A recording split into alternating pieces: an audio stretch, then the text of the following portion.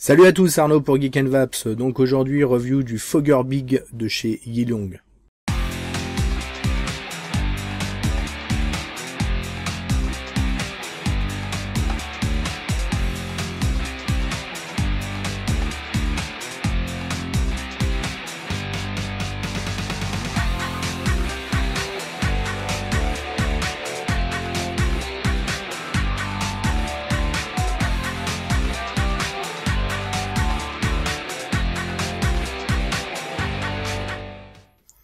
Alors le Fogger Big est un atome reconstructible, une sorte de Fogger V4 en plus gros.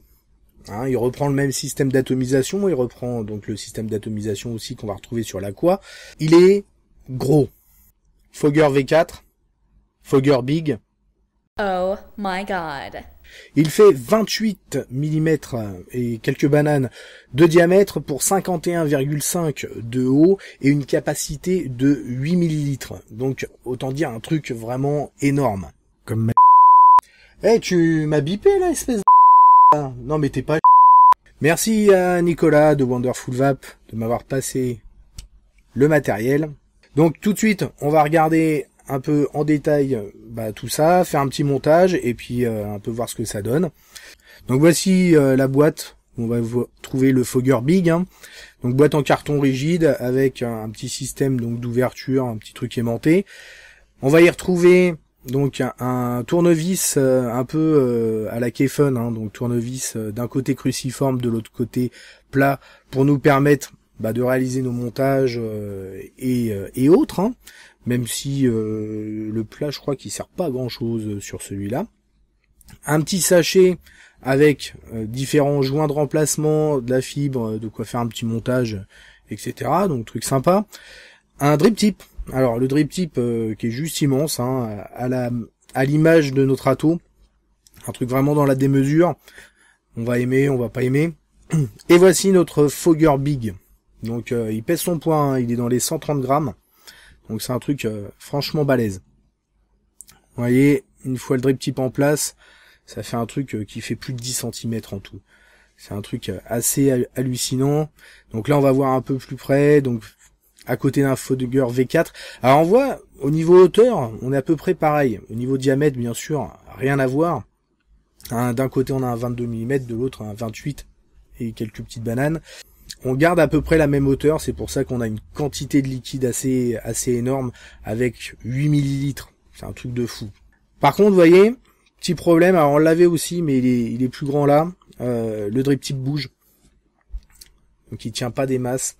Alors c'est par rapport au drip tip qui est fourni. D'autres drip tips vont aller parfaitement dessus, il n'y a pas de souci.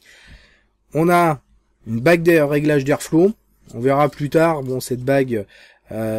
pareil, un peu comme pour le Fogger V4, elle est plus qualitative que ce qu'on avait sur le Fogger V2, V3, mais bon, ça reste pas au top. Connexion en dessous, donc 510, pôle 510 en cuivre, super, et une petite vis de remplissage, et super pour la conductivité, et c'est un pôle qui est réglable. On ouvre tout ça, donc là on a alors souvent quand vous allez démonter, vous allez avoir le haut de la cloche qui va rester vissé dedans. Bon, c'est pas bien grave. Donc là, on a le top cap avec un petit joint à l'intérieur, notre gravure, enfin en creux la Fogger, look habituel. Notre Pyrex. Donc là, ce coup-ci, contrairement à mon Fogger V4, le Pyrex s'en va sans aucun souci. Donc ça, c'est cool. Le haut de la cheminée, avec un petit joint au bout, le petit filetage qui va permettre de visser le top cap, voilà, classique. On a le corps principal de la cheminée, avec une petite gravure au laser, Big Fogger, qu'on sait de quoi on parle. Ensuite, on va arriver donc sur la partie plateau, alors avec une bague qu'on va pouvoir retirer pour pouvoir travailler plus simplement, et puis le joint du bas du Pyrex. On peut également dévisser donc totalement notre bague d'airflow, la retirer pour nettoyage ou autre, il n'y a pas de souci. Peut-être qu'en mettant un peu de téflon à l'intérieur, en bande, ça pourrait permettre d'avoir un meilleur réglage. Donc ensuite on a notre plateau avec notre pôle positif, négatif. C'est voilà. En termes de finition, je trouve qu'on est un peu au-dessus du Fogger V4. C'est pas encore ça. Mais bon. On a notre trou de remplissage hein, avec la vis qui va de l'autre côté. Alors c'est sûr qu'on a plus de place, donc on n'a pas ce problème de trou de remplissage trop au bord. Même si ça a été changé sur la V2 du Fogger V4. Ça on n'a pas pu l'avoir, mais il y a pas mal de photos, il y a certainement d'autres vues aussi, quoi. Voilà, donc on va voir là donc le réglage de la vis en cuivre, hein. Et donc à l'intérieur, on a un autre pas de vis plat assez large qui nous permet de démonter complètement la taux. Là on va pas le faire, ça sert à rien, c'est assez serré en plus, donc aucun intérêt, quoi. Donc voilà un petit tour d'horizon sur la bestiole, hein. Franchement sympa, la finition, on est sur un ato qui est pas super cher. Donc, mais c'est correct quand même. Par rapport au Fogger V4, je trouve que la finition est un poil meilleure. Bon, toujours ce problème là au niveau du drip tip, mais bon, vous utilisez un autre drip tip la plupart du temps. Là, je l'ai laissé dessus, mais pareil, perso, j'utilise avec un autre drip tip, beaucoup plus court parce que là, ça fait un truc monstrueux. On va voir donc un montage micro-coil coton, hein. Je vais faire le même type de montage que j'ai fait sur le Fogger V4. On va passer très rapidement dessus, même si au pire, bon, vous pouvez regarder la vidéo du Fogger V4, mais ça va être la même chose au final pour pouvoir le comparer et voir un peu au niveau du rendu par rapport au Fogger V4 ce que ça donne. Donc là, on va prendre du Cantal en 0,25. Je vais faire 10 tours. Sur une aiguille, on va être à 1,5 mm de diamètre.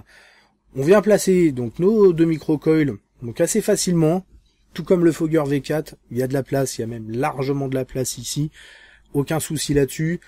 Donc on vient mettre en place nos deux micro-coils, bien les mettre bien sûr au-dessus de nos arrivées d'air, hein, sinon ça va pas bien marcher. Pas les mettre trop haut, il y a beaucoup de place, mais du coup, pas les mettre trop haut. Et donc, on va venir chauffer un peu tout ça pour resserrer nos coils. Alors si vous faites ça comme ça, en rougissant, hein, pensez bien, c'est des pinces céramiques, pinces spécifiques. Si vous utilisez des pinces métal, ça va pas être bon, hein. Vous avez fait un court-circuit, enfin bon. Donc évitez. Utilisez des pinces céramiques ou sinon chauffez-les à l'ancienne avec une pince, un chalumeau pour resserrer les coils, il n'y a pas de souci. Une fois qu'on a fait tout ça, on regarde notre résistance et on est à 0,97, donc nickel, hein, c'est à peu près ce qu'il fallait, ça va le faire. Ok, donc on vient mettre notre coton, donc je vais utiliser du coton cardé, hein, comme d'habitude. On vient les mettre en place. Alors attention, faut pas que ce soit trop serré, hein, comme d'habitude, sinon dry it, hein. Donc faut que ça coulisse, hein, légèrement. Vous venez couper, et après, une fois coupé à la bonne taille à peu près, hein, on vient humidifier bien sûr notre coton et les mettre en place dans les rigoles. J'avais fait comme ça pour le Fogger V4, certains les mettent pas dans les rigoles ou ont eu des problèmes de dry it. Je pense que il y a eu une trop grosse quantité de coton. Moi, cette méthode fonctionne très bien. Là, d'autant plus important parce qu'on a 8 millilitres de liquide et donc la pression va être assez importante. Je pense que si on met le coton au-dessus, là, ça risque clairement de fuir. Donc, on met bien notre coton dans les rigoles. Aucun souci là-dessus, ça se place naturellement. Vous voyez, il n'y a pas trop de coton. On peut même faire un petit test pour voir si ça s'évapore bien. Il n'y a pas de souci. On vient remettre en place tous les différents éléments. Donc le corps de la cheminée, le haut de la cheminée et le Pyrex et le top cap. Alors, une fois qu'on en est là, il va falloir le remplir. Donc là, je le remplis à la pipette. Aucun souci là-dessus. Ça se remplit bien, mais c'est long. C'est long, 8 millilitres. Donc vous pouvez utiliser une seringue, hein, ça sera peut-être plus rapide. Par contre, j'utilise bien sûr le trou de remplissage pour le faire. Je vais pas le faire par le dessus, avec les problèmes que ça peut générer. Même pour un premier remplissage, je préfère le faire directement via la vis de remplissage. Voilà, une fois que bah, tout est monté, c'est bon, on l'a monté sur un 722. Ça va parfaitement avec. Et on est parti pour tester ça. Donc voilà un montage tout simple, hein, rien de bien particulier là-dessus. Donc sur notre 722, voilà ce que ça donne. C'est assez immense quoi. J'ai l'impression, je sais pas, de jouer dans Chérie, j'ai rétréci les gosses et d'avoir un truc mais juste monstrueux dans la main quoi. Là j'ai, tenez, ça va arriver, j'ai le petit gros, c'est les extrêmes. Hein. Oh là, la vache, la différence, c'est un truc de fou quoi. Bon, ça nous empêche pas de voir ce que ça donne. Donc là, je suis à quoi? Je suis à 16 watts. Sur le 722, je peux pas descendre trop bas avec la résistance que j'ai faite. Maintenant, sur un mode de, remarquez, un mode méca, ça va être à peu près pareil, hein, je dis des bêtises. Allez, on y va, c'est parti.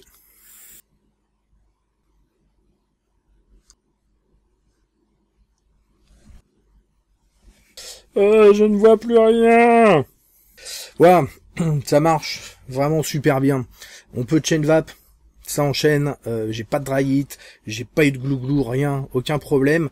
Donc ensuite, réglage d'airflow, bon bah là, une fois fermé, j'ai rien qui passe par contre, j'avoue. Par contre, le fait d'arriver à garder le réglage est assez difficile, hein.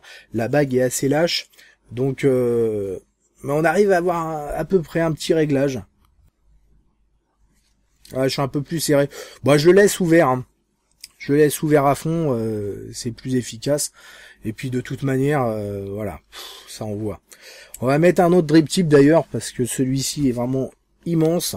Chut, hop, un petit drip tip en téflon. Je préfère. Voilà, donc franchement un super ato, ça marche vraiment très bien. Si vous avez aimé le Fogger V4, bah celui-ci, il n'y aura pas de souci. Vraiment fait pour les gros modes, hein. On a de plus en plus de modes méca en 26-650 ou le 722. Il y a aussi un 30 watts là qui vient de sortir qui reprend exactement le même look avec des fentes un peu plus moches. Voilà, ça va super bien marcher. On va conclure là avec un petit récapitulatif, les plus, les moins. Donc rapidement, les plus, déjà la taille, le look et les proportions qui restent à peu près similaires. On n'a pas un truc ramassé, on a un truc vraiment, voilà, on dirait vraiment un Fogger V4, plus gros. La restitution des saveurs, franchement au top, ça marche nickel. La connexion 510 en cuivre, réglable, franchement ça c'est très très bien. Sur un ato de cette gamme-là, nickel. Le montage, aucune difficulté. Franchement, c'est du double coil, certes, mais rien de bien spécial. Il y a de la place pour travailler. Mettre le coton, aucun problème, réussi sans problème dès le premier coup. Et pour finir, son prix, 36,90 €. Franchement, c'est pas spécialement très cher pour un ato reconstructible. Surtout dans ces tailles-là, on n'a pas grand-chose encore pour les modes en 26 650. Donc c'est vrai que pour les trucs de ce diamètre-là, c'est sympa d'avoir un bon reconstructible à un prix correct. Donc maintenant les moins, on a l'Airflow qui est pas vraiment un moins, mais comme d'habitude, hein, il est pas au top, comme sur le Fogger V4. Donc ça va dépendre aussi peut-être des batchs. La finition générale au niveau du plateau, des fois c'est un peu limite. Encore une fois, on est sur un ato à un prix franchement correct. Donc voilà, mais ça peut s'améliorer encore. Le drip tip qui est fourni, franchement qui est gadget. Alors après c'est sympa d'en mettre un, hein, pour ceux qui en ont pas, mais le fait que ça bouge, que ça tienne pas vraiment des masses, voilà. Bon après vous allez me dire ce qui est important c'est l'ato et pas le drip tip. Le drip tip c'est un petit bonus. Voilà pour conclure avec cet ato, bah honnêtement un très bon ato. J'aime beaucoup, ça marche super bien et en plus j'avais rien encore qui allait vraiment bien sur mon 722 et c'est terrible quoi. Et ça marche super bien. Nickel. Pour finir sur cette vidéo, il y a eu un montage un peu différent avec des coupures pour essayer d'avoir quelque chose d'un peu plus dynamique. Dites-moi ce que vous en pensez, donnez-moi vos retours, si c'est pas trop, si ça reste suffisamment clair. Ah, une autre petite chose aussi, nouveauté sur les vidéos à venir que j'essaye de mettre en place. À vous de voir, je vous propose, si vous voulez me poser une question, alors pas un truc métaphysique qui dure des plombes, mais une question assez simple sur la vape ou sur autre chose éventuellement si c'est un peu marrant. N'hésitez pas. Donc vous réalisez une petite vidéo de 30 secondes maximum où vous allez poser votre vidéo et moi je l'incrusterai ici, dans la vidéo ou par là, je sais pas, et j'y répondrai en direct. Donc on se retrouve très rapidement pour de nouvelles aventures. Merci d'avoir regardé cette vidéo. N'oubliez pas de signer le manifeste de la vie et hop, l'opération Bullbox si vous pouvez y participer. En attendant, une très bonne vape à tous.